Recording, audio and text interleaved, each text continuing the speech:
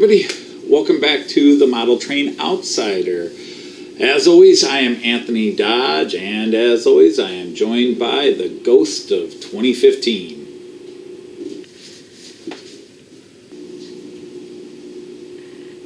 Are you there?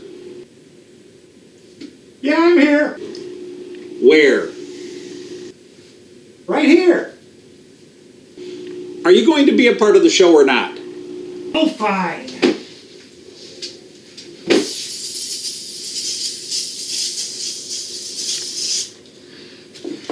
Hi, everybody.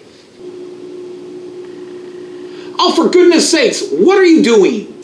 I'm practicing safety. I'm not taking any chances. Take that stuff off and those masks don't work anyhow. Fine. But if I get sick, it's your fault.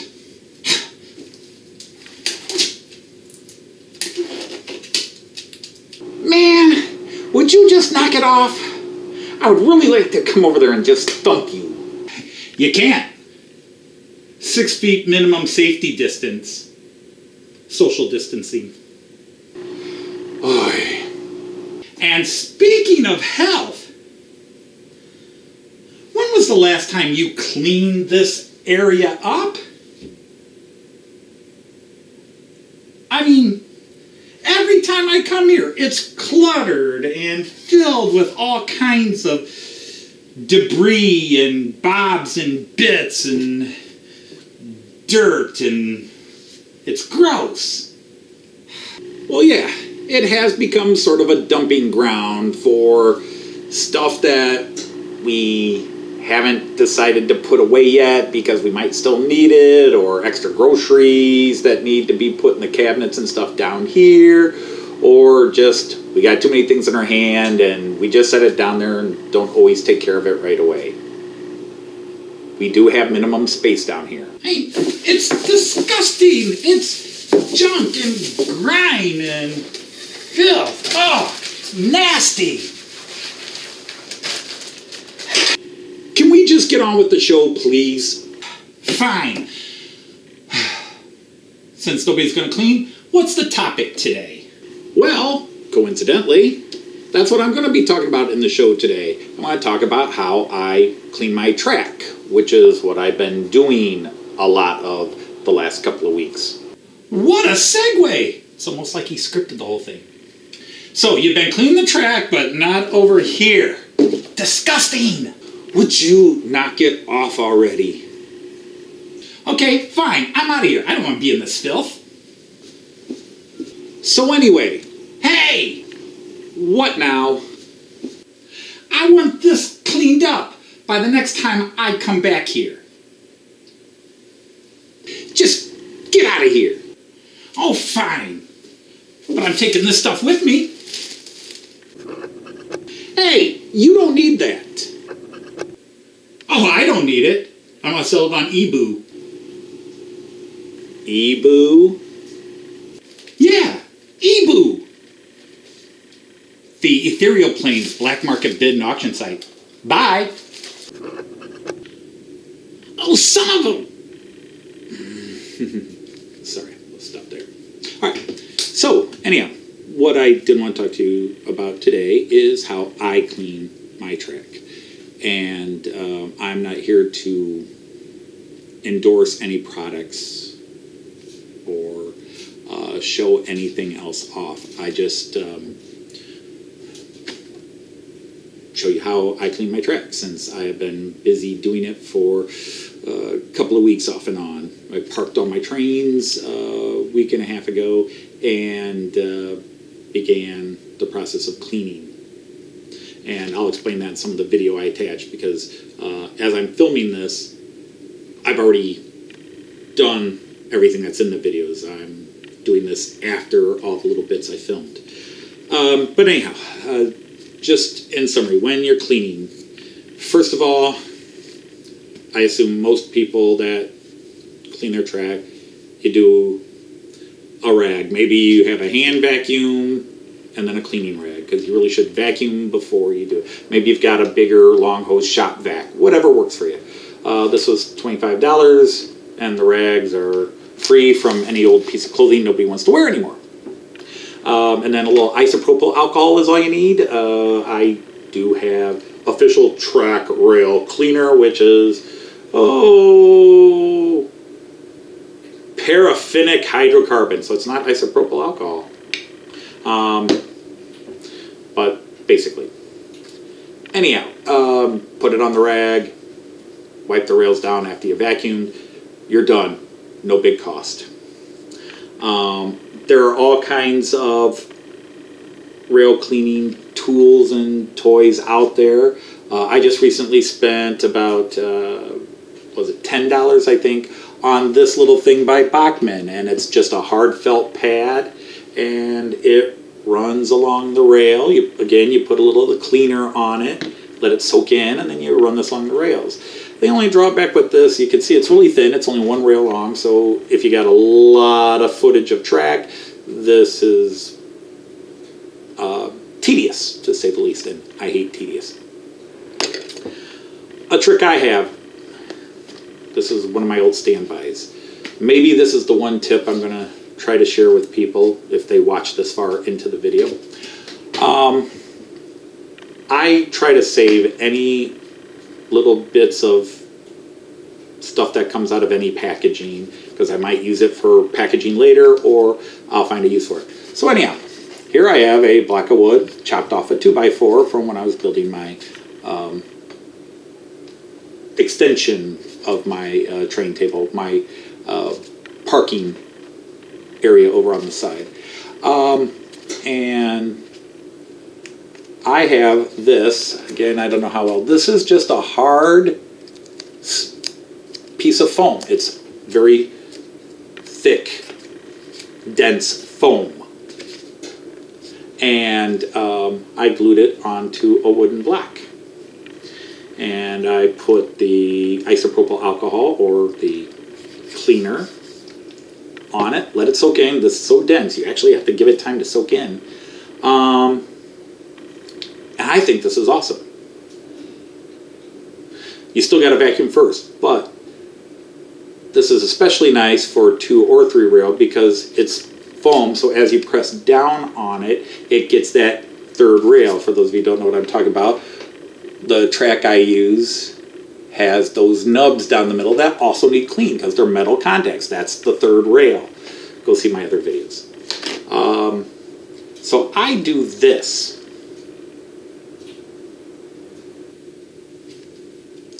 Now I recently saw a video from a guy and then I didn't try it and I was going to try it and put it on this video. But then this morning I saw Paul Apps at Sandling Junction did it. You can take balsa wood. You can take little pieces of balsa wood this gentleman was showing. So I don't think we saw the same channel, but apparently it's a tip that everybody's sharing. You can take balsa wood and not even put the cleaner on it. And you can just run it along the track. And I don't know if you can see that on the veins there, but yeah, it gets the grime off. So again, that's nice. The one thing I would suggest doing, and Paul Apps covered it as well, but I would definitely attach this to a block of wood because, as you know, balsa wood is very soft, flimsy wood, and it'll break all the time. Again, Paul Apps at Sandling Junction already did a video. I was going to do it. He beat me to it. I was already setting it up and getting ready to glue a piece to a block of wood. I knew I had to film this today and was going to film a couple of follow-ups and show this, and wham, I watched Paul Apps this morning. He's done it. Oh, well, beaten to the punch again, but nobody's done this one yet. So this is my tip to you. All right, that's the sponge block of wood, and what's nice about this is I can run 2 lanes simultaneously with it in most places. And if you get a longer piece, you can do more. Stick it to a 2x4 and really have fun. Now, all these have something in common, which is lots of elbow grease. It's a lot of physical labor, and if you're not a lazy sod like I am, then you don't have a problem with it. Well, very early in the game, I realized I was lazy. No surprise to most people who know me. I have 2 speeds. I'm either full bore 24/7, or I am kick back and don't want to do anything. Anyhow, I purchased cleaning cars. And I'm not here to endorse. I use Lux, but they're the only ones I've used, so I cannot give you a comparison. Why do I use Lux cars? Because 2.5, 3 years ago, I was told by literally dozens of people that if I was running Miraklin and C-Track to get their cleaning car system. All right? And it works great. One's a vacuum car, one is a rail brush car. It gets a lot of the softer gook off. But truth be told, neither of the Lux cars, for the money I've spent on them, gets that heavy gook off that you still have to do this with. In the UK they call it a track rubber, which would get giggles here in America, of course. But you can have those little track cleaning bars, and they're either hard foam or rubber.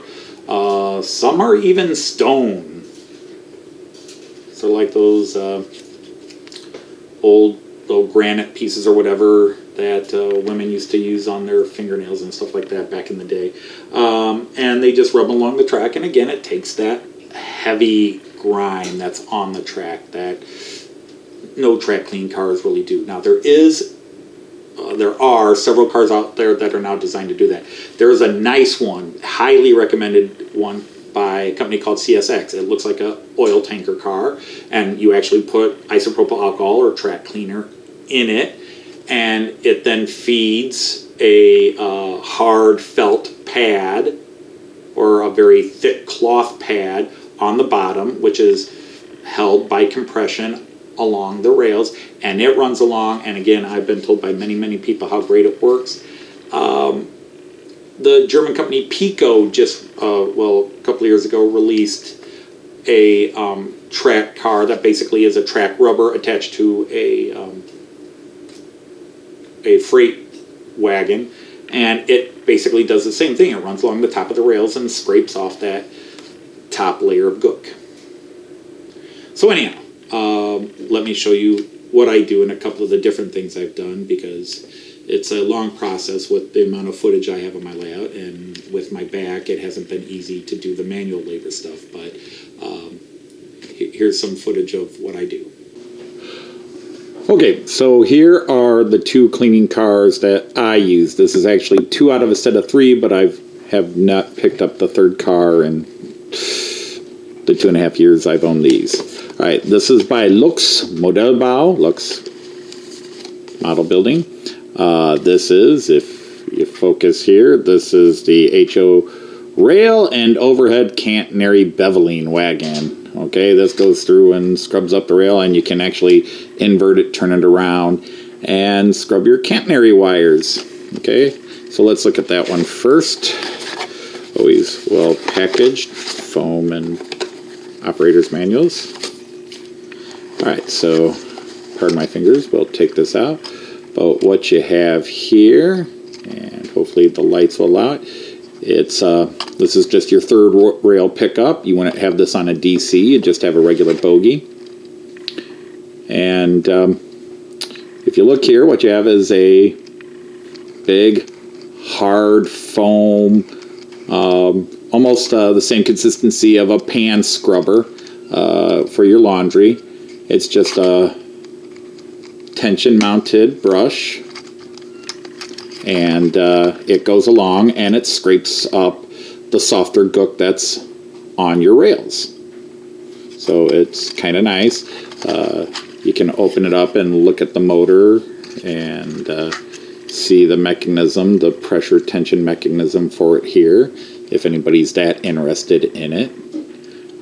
But rather simple, but also very nice and useful. It does a good job for what it's supposed to do.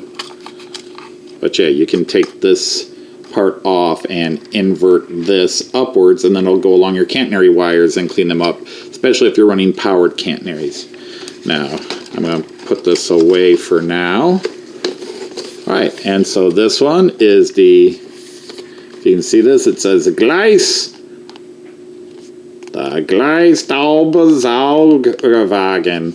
The Gleisstaubsaugerwagen. Zaugwagen, and that's just simply HO scale rail vacuum cleaner wagon. Okay, there. So anyhow, if we pull this out, again, always nicely packaged. And here again, you can see the lighting in here is not the best, but we'll get that in the lighting.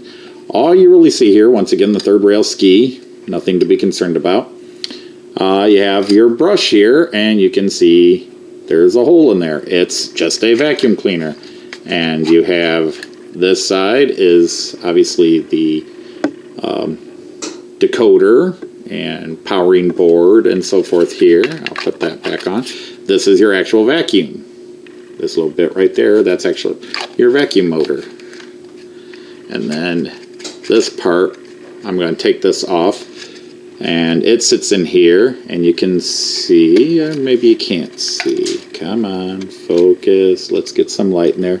There you go. You can see that there is a little hole here where the suction blows the debris into this case here. I mean, if you've ever seen a vacuum car, this is nothing new or different.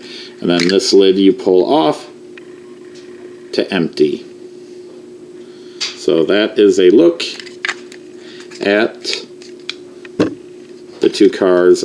All right, so I'll let them come around here while they're in use, and maybe you can get a look at them in action. These are my Lux track cleaning cars. You can see the first one has a steel wool brush that scrapes up the track a bit. The second one is a vacuum that picks up any dust and particles. There is a third car that is specifically designed for 3-rail, which cleans the central nubs here. But those are the two cars I use. They came highly, highly recommended by a lot of pros when I began looking for something a little easier than using my hands on so much track, especially when I can't necessarily reach areas. So this is after about 10 minutes on one lane. You can see all the dust. You can see the intake where the vacuum shoots it in, but that is just after 10 minutes. And I had actually cleaned these, back before Christmas. I'd run the vacuum and also used soft cloth to wipe everything down after I vacuumed. So yeah, that's pretty dirty.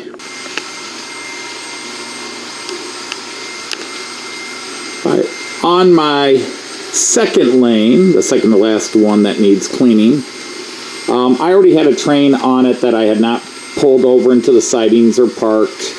And rather than take it all off or go through that hassle, I just took off the Steuerwagen, the control cab, and put the Lux cars on the front of the train and let the locomotive push it around. You can do it either way. You can have them pushed, you can have them pulled. They're going to clean the track either way. So a little while of this, and then we'll do the outside lane, and then it's all done.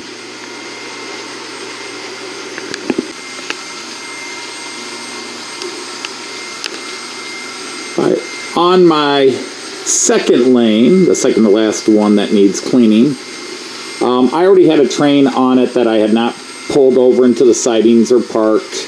And rather than take it all off or go through that hassle, I just took off the Steuerwagen, the control cab, and put the Lux cars on the front of the train and let the locomotive push it around. You can do it either way. You can have them pushed, you can have them pulled. They're going to clean the track either way. So a little while of this, and then we'll do the outside lane, and then it's all done.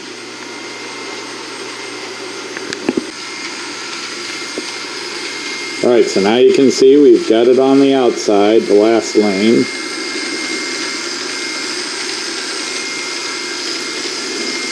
Been doing about half an hour on these longer runs, just because they are longer, give it as many loops as I can.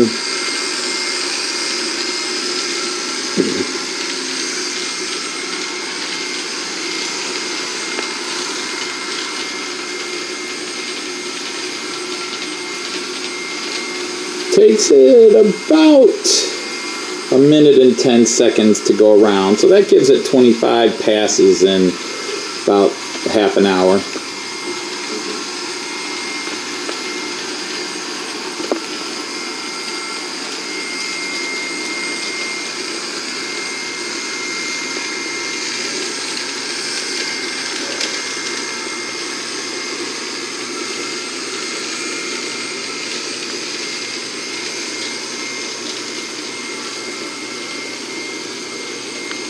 Okay, so that's a little bit about some of the things I do when really clean my track, because I've been spending a couple of weeks really trying to scrub this track. I have not really scrubbed this track down in well over a year, and it needs it, because everything throws dirt on your track. Your trains, obviously, but the air has dust and particles that gets on it. If you have pets, all the pet animal dander can get on it, especially if you have cats. And just day-to-day life has stuff does it as you run your trains. Okay, so regular track maintenance obviously is a must. Nobody who runs trains needs to be told that. So that's what I do, including some of the old tricks and chickening out. But again, even with the track cleaning cars that I have, I still have to go through and take off that final layer of grime by hand right now. I want to get a CSX car, or maybe that Pico cleaning car, and see how well that works, so that it just saves me the strain of arching over all the track and scrubbing. But most people are healthy and can do that. So coming up, hopefully within the next week, now that I'm getting my track really scrubbed, I will be doing a running session, hopefully by March, so I can call it the March running session. It'd be silly to wait till April and call it the March running session. I'm going to get out a couple of trains. It's amazing how time flies. I haven't run my Austrian Railjet since last May, I think it is. Almost a year. Anybody else realize you're running some of your trains and you go, wow, I haven't run that train in a long time? It just dawned on me looking through video. I asked myself, when was the last time I ran it? Because I parked it over here when I had to do some track maintenance, and then I got a couple of new trains, and I parked the Austrian Railjet to the side, and I've been running these other trains lately, and all of a sudden I go, gee, how long has it been since I've run a Railjet? It's been a while, and I feel bad, especially because it's my favorite train. So we'll have a running session with that, let go around, show off some of the camera stuff I've been messing with. And I am beginning to work on my final pieces of my bus station. We have I've been working on the light system. I have the little light attachment things that the station has, and I bought some very easily wired LED lights, and they're just going to attach on those, and then I'll wire them up and call it good. And then my bus station will have lights. Unfortunately, that was the problem. I originally didn't plan on putting lights on my bus station, and only after I put the roof on did I say, oh yeah, I want to put lights on. I do everything backwards. That's why I'm an outsider. Anyhow, with everything that's going on out there, be safe. Let's all come through this, because we are in unprecedented times, especially in the modern technological world. I mean, we haven't seen anything like this in 100 years. Previous viruses we seem to have contained and didn't need to go through this shutdown, but this one's a little different, it's a little newer, and we're just going to have to get through it. And I just want to wish everybody out there, I know some people that I watch have actually had it, and the last thing I want to catch is that a channel is down and gone for the wrong reason. But even if we gallows humor make fun of this issue, this virus going around, we all understand it could get one of our loved ones. It could get one of us. So everything you can do to prevent giving it to somebody. It's not even so much preventing getting it, it's giving it to somebody. We haven't seen anything like this. And the fewer people we have to lose and cry for, the better. So just be smart, be safe, be patient. And until then, I'm going to say goodbye and happy training.